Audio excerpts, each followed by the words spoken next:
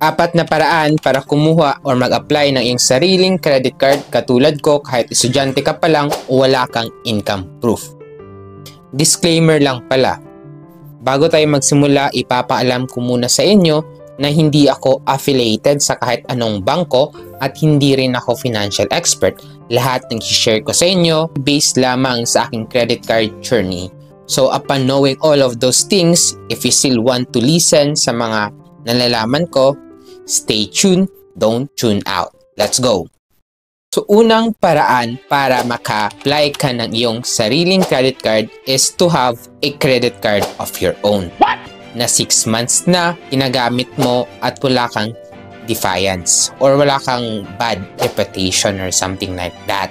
So may rule kasi yung bangko na if naka 6 months ka na sa iyong credit card, pwede kang mag-apply ng another credit card kahit wala kang ipakita na ITR or income tax return or kahit payslip pa yan or anything. So para mas maintindihan, bigyan ko kayo ng context based on my experience. Ito kasi siya, last July 2024, pumunta ako sa isang mall na tinatawag na SM. Sa SM, may mga agent ang Union Bank. Nag-apply ako ng credit card ng Union Bank, then ito yung ginamit ko and dalawang valid ID. And after a minute lang ata natapos yung application and approve agad ako sa aking credit card sa Union Bank.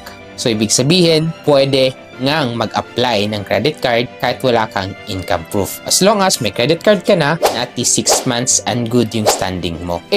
Paano naman yan? Wala naman akong sariling credit card. Nanonood nga ako sa video ito kasi gusto ko magka-sariling credit card. Kung ganon, may pangalawang way pa po. Yung pangalawang way natin is if wala kang credit card, maghanap ka sa pamilya mo na may credit card. Kasi po, if you have a family member na may credit card, pwede kanila po bigyan ng supplementary card. Ano po ba yung supplementary card? Supplementary card is a card linked sa principal card holder na credit card. Meaning, ito yung credit card ko, may nakalink dito na authorized na card wherein shared limit sa akin. For example, based on my experience, i-share ko. Ako kasi may credit card. Yung mom ko, wala. And gusto namin talaga ma-maximize yung purchase namin kasi alam naman natin na may points talaga and every time you purchase gamit yung credit card or cashback, depende sa credit card mo. So ngayon, since hindi naman kami always magkasama ni mama kasi may busy din ako sa sarili kong trabaho at siya din sa sari-sari store namin, di ko always madadala yung credit card kasi pwedeng ipadala sa kanila kasi need ng ID. So, para ma-maximize yan, binigyan ko yung mom ko ng supplementary card. Nag-apply kami sa bangko, present lang kami ng mga valid ID, dala ko yung credit card ko, and valid ID ko at valid ID ng mom ko. Doon, nalaman ko na pwede ko po i-share yung credit card limit ko up to 50% to 100%. So, since na-share ko na sa mom ko, and every purchase ko, like for example, purchase ako ng 10,000, purchase yung mom ko ng 10,000, so 20,000 lahat. So, if 20,000 limit ko, ubos sa limit ko, so kailangan ko bayaran agad. So, ano po bang advantage if may supplementary card? So, if may supplementary card ka, for example, magkaskas yung mom ko. If magkaskas yung mom ko, every kaskas niya, if may point system yung card, magkakaroon ako ng points. Yung principal card holder. And afterwards, if ever naman si mom is a good payer, magre-reflect din yun sa akin. Ang negative side lang or disadvantage with a supplementary card is that if bad payer yung supplementary card holder na binigyan mo. Meaning po, if bad siya, magre-reflect din yung credit score mo. Isa pa, if isa kang student na gusto mag-build ng iyong credit or credibility sa bank, then even though good payer ka at ginagamit mo always yung supplementary card mo, hindi ito magre-reflect sa'yo kundi sa principal card holder. So, ibig sabihin, yung goal mo sana na patasin yung credit credibility mo, credit score sa bank, is hindi mo ma-achieve with a supplementary card. Paano po yan? Kasi yung goal ko is tumaas yung aking credibility sa bank o yung credit score. Or baka sabihin mo din na, paano po yan? Wala po akong credit card, wala po akong family member na may credit card. So may pangatlong paraan tayo. Huwag kayong mag-alala kasi apat ito. Yung pangatlong paraan is what we call security card. Yung security card po is a credit card na kailangan ng collateral. Meaning, bibigyan ka ng credit card pag magbibigay ka ng collateral money. What does it mean? For example, gusto ko ng credit card. Mag-deposit ako ng 100,000 sa bank as collateral.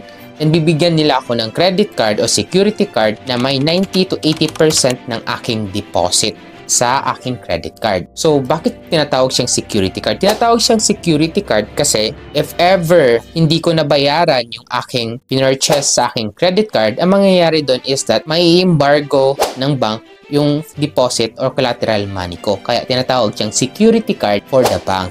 Kaya security card. So, ang advantage lang ng card na ito is that it has the same benefit as a regular credit card. It could also gain points, it can also gain cashback, it could also build your credibility sa bank if ever ginagamit mo ito. Yun nga lang, yung negative side is that if yung pera mo is gusto mo gamitin sa emergency, hindi mo siya mapupull out. Kasi nga, nag-sign ka ng contract with the bank na isi-store mo siya. Pero if good payer ka naman, after 1 year or 2 years, pwede mo naman ipakuha yung collateral mo para may balik sa'yo. And at the same time, na-build mo na yung credibility mo sa bank at nag-gain ka din ng points. Yun nga lang, yung money mo is parang nasa time deposit. Naka-store lang, pero ang different lang sa time deposit is that may interest. Yung sa'yo, yung collateral money mo sa credit card mo is walang interest. So, what if wala kang ganung pera na pang collateral para magkuha ka ng security card or ayaw mo nang ganun kasi baka magka-emergency at kailangan mo yung pera? Actually, may last way na alam ako kung saan nakuha ko itong aking BPI credit card. Alam nyo ba na when this BPI credit card was given to me, hindi pa po nasi 6 months yung aking credit card sa BDO. At the same time, wala din akong binigay na collateral money. So, ginawa ko para makuha ito is that I build relationship to my bank. May friend po kasi ako na nakuha ng credit card kahit wala siya existing credit card at wala siyang payslip.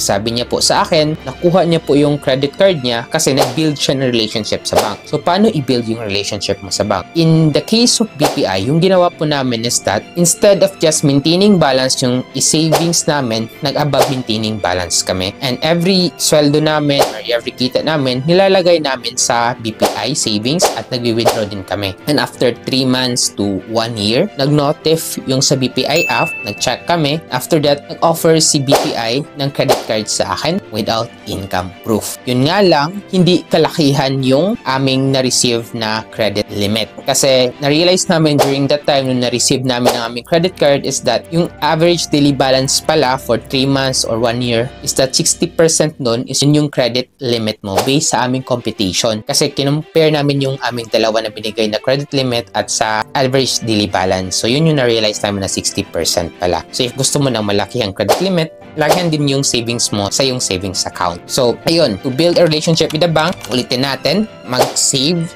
sa bangko mo above maintaining balance, the higher the better. Second, dapat may inflow ng pera sa iyong savings account and magbayad ka din ng bills sa iyong savings account para ma-build yung relationship mo and trust sa bank mo. So, I hope this video is helpful for you and sulit ang panood nyo ng video ito. So, if you want more videos like this and gusto mo din matutunan yung credit card journey ko sa first credit card ko, nilagay ko siya dito. Click mo lang. O di kaya gusto mo matutunan paano i-convert ang yung GGives into a cash. Mag-tutorial din ako para dyan. Click mo lang ito. So, if you want more videos like this, don't forget to like and subscribe. Yun lang. See you in my next video. Let's go.